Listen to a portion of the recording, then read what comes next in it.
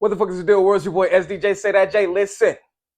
www.sdjtv.com. That's www.sdjtv.com.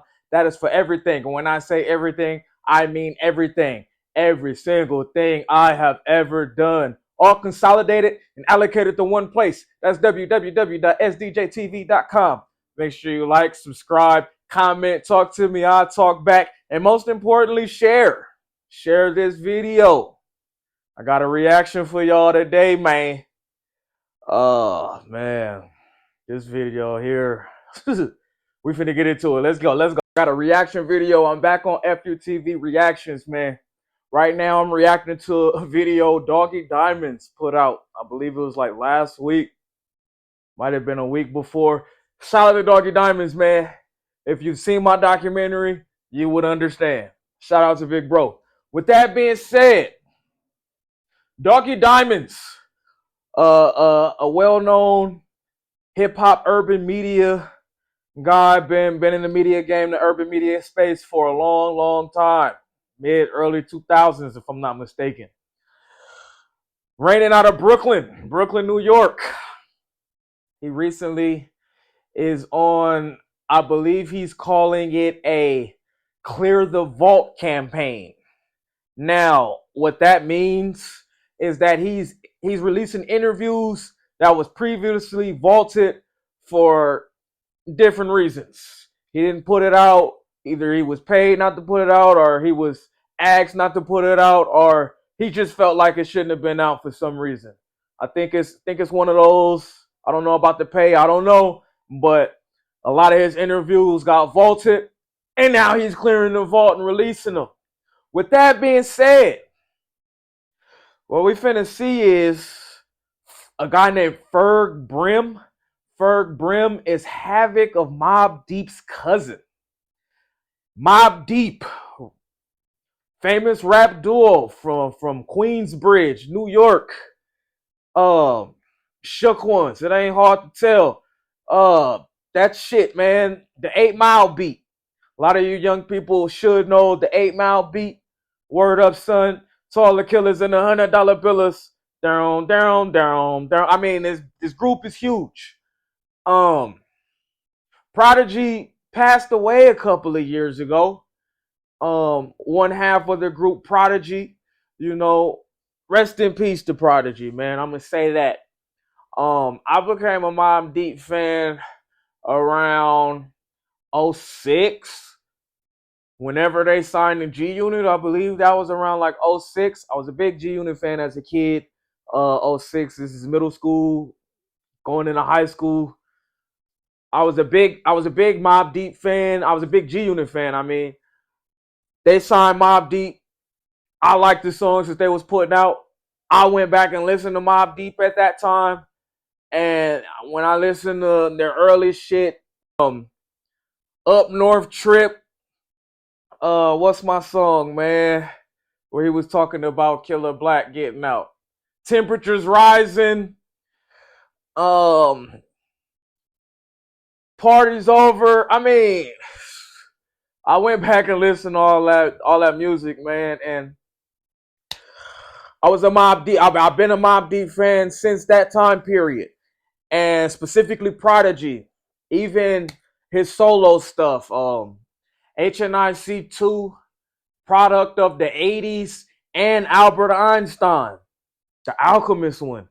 Return of the Mac, another Alchemist one. Shout out to Alchemist. I was a fan of all of that stuff, man. I was truly a fan of Prodigy, you know, and I read the book twice, 2 times, from beginning to end. Long story short, Prodigy did a lot of talking. A lot of people wasn't feeling that shit.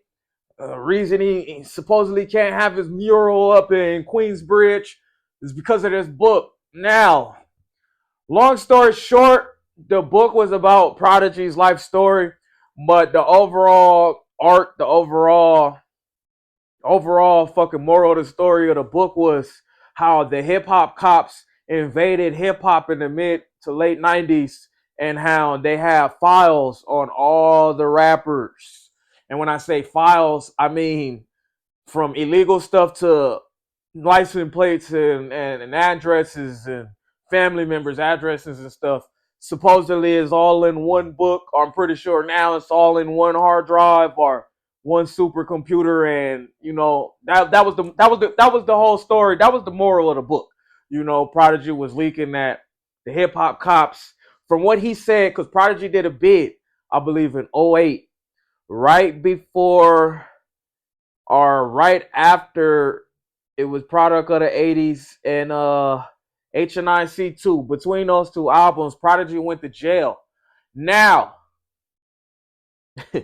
now what I'm gonna say is Prodigy. It was a chapter in the book where Prodigy said that the hip hop cops, when he got arrested, they wanted him to tell on 50 Cent.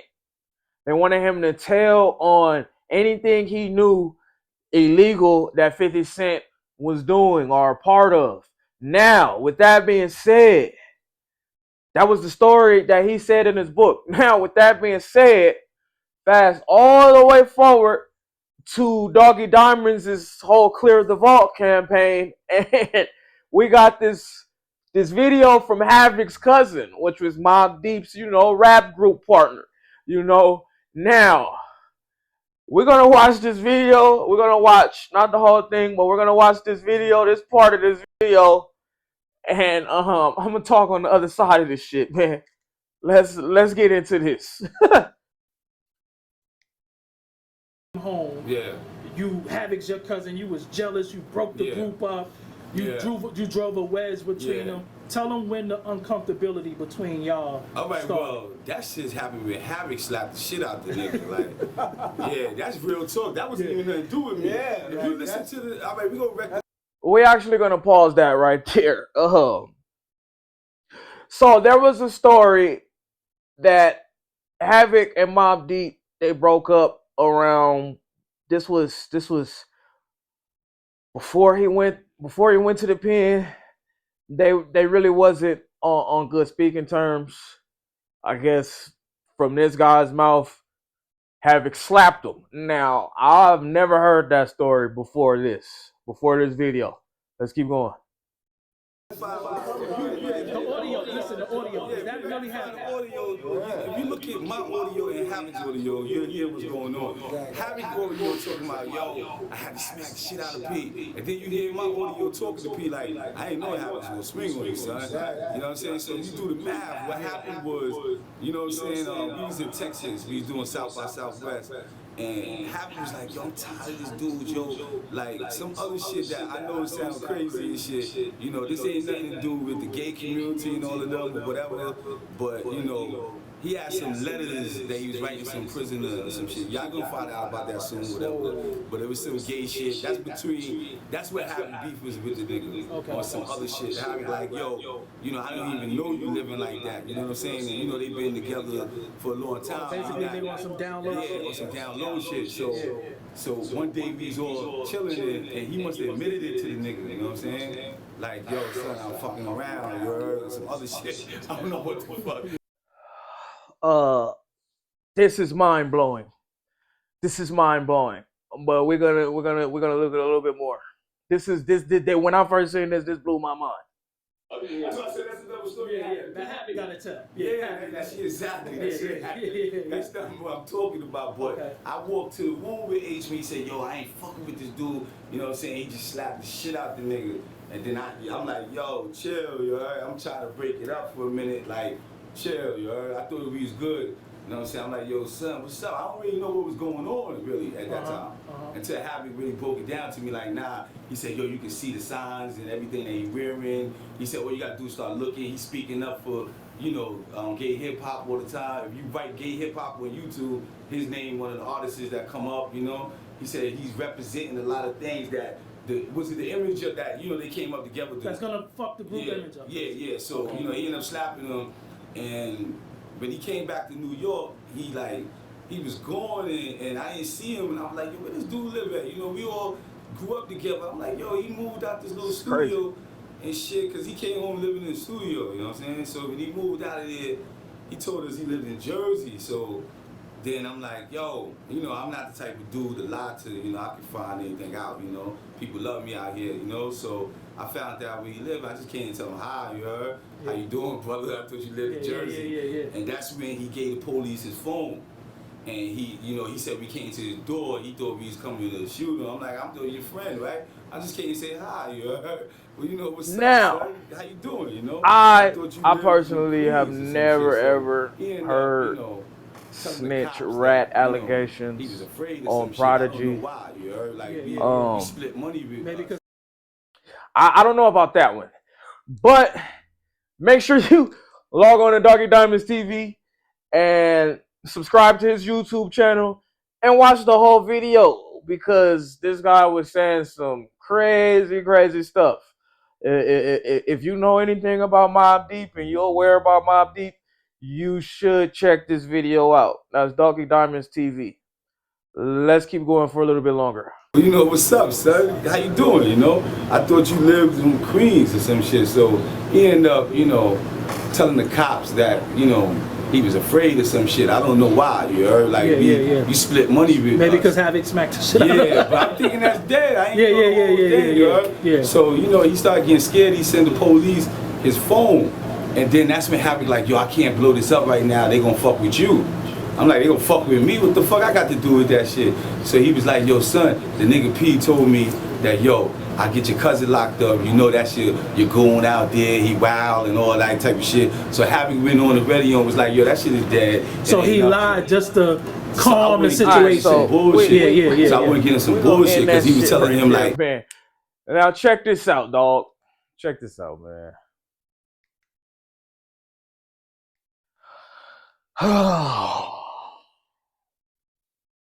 Not only was there a homosexual allegation made just now, but there was a rat jacket just passed out right now. And once again, I do want to say rest in peace, R.I.P. Prodigy. At the end of the day, these are just allegations. Now, before this video, before I end my video, I'm gonna say, make sure you like, comment, subscribe, talk to me, I'll talk back to you, and share.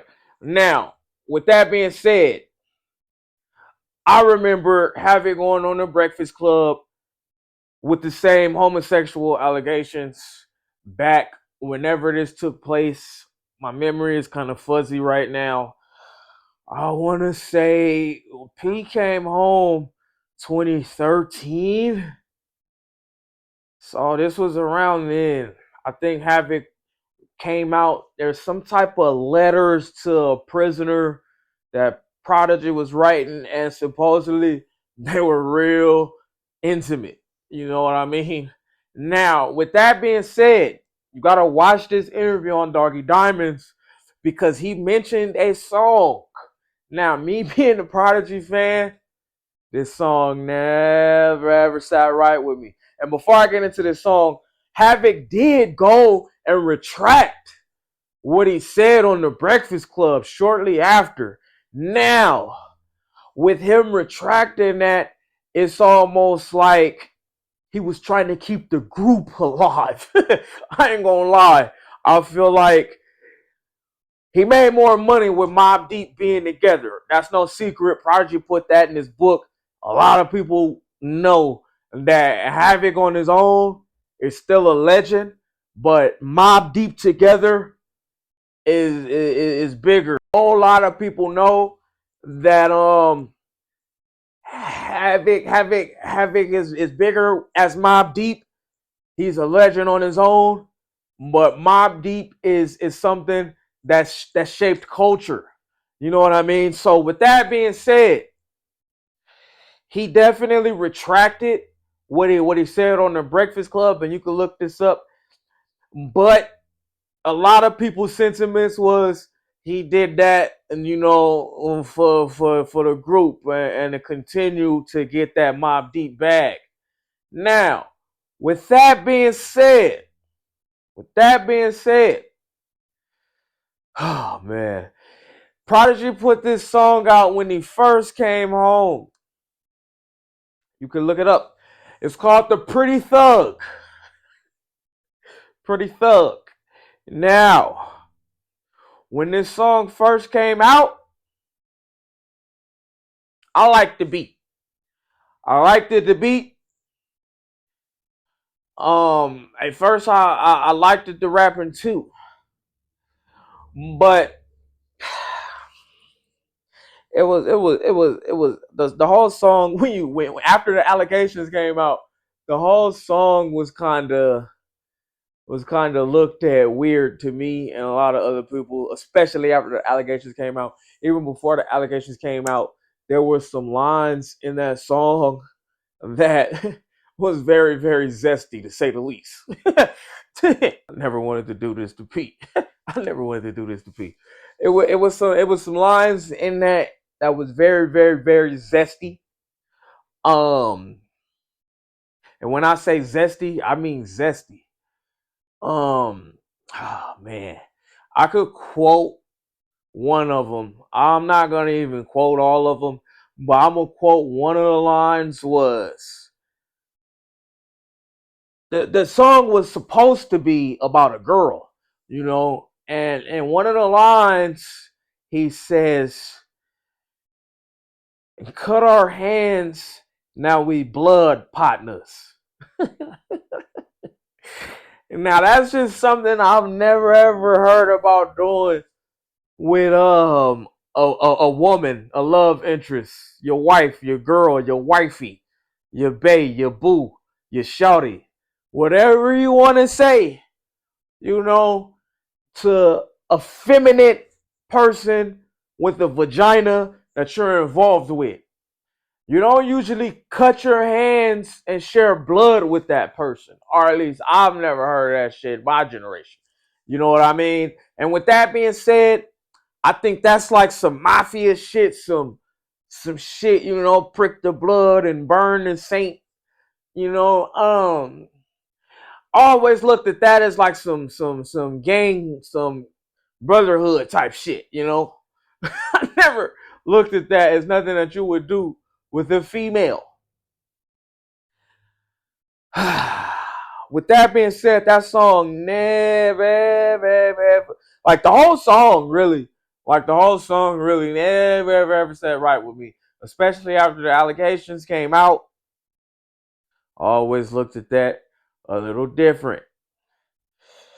I'm gonna leave it at that. The only reason we can leave it there is because Havoc did retract, I guess, finding the letters that Prodigy wrote to another man in prison that was intimate. Man, I can't believe I'm making this video. With that being said, I think I'm out of there because we can leave it at that. Man, it's hard to say it's not true. It's hard to say that it is true. If that makes any sense. With that being said, make sure you like, comment, subscribe, talk to me. I'll talk back. This is EFF YOU TV reactions. Make sure you share, do all that, hit the notification bell, and watch Ferg Brim on Doggie Diamonds TV. This was definitely interesting video. Excuse me, an interesting video. I'm not even gonna cut that out. We raw, we rugged, we real over here. I'm giving you the real, the raw, the rugged. You know, it ain't gonna stop. It ain't stopping this time. I'm out of here. Every brand tells you to follow the rules, but some brands were built to break them. This isn't just clothing, it's attitude. EFF YOU TV represents the grind, the independence, and the culture that refuses to be ignored. Bold designs, street energy, real expression. This is more than fashion. This is street culture.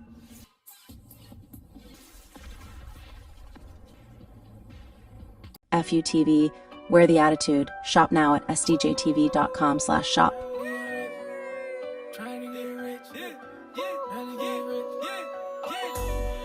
I gotta get rich. I'm trying to be rich. Gotta be rich.